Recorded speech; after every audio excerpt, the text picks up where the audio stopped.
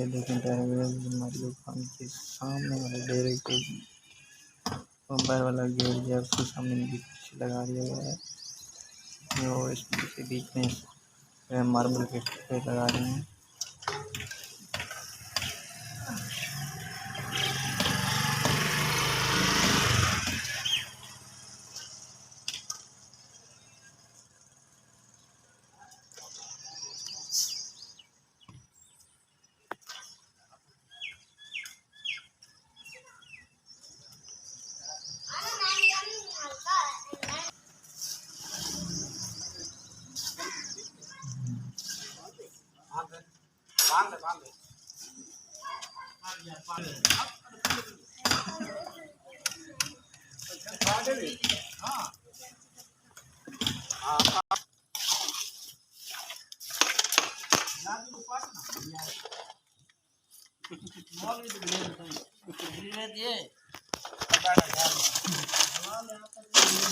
क्या हुआ मर्जी होगी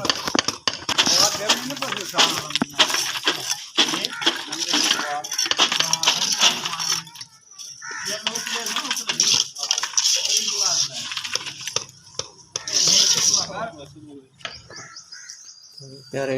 अगर आपको हमारी ये वीडियो अच्छी लगी तो लाइक कीजिएगा, कमेंट कीजिएगा, शेयर कीजिएगा और जो भाई नए हैं हमारे चैनल को सब्सक्राइब जरूर करें।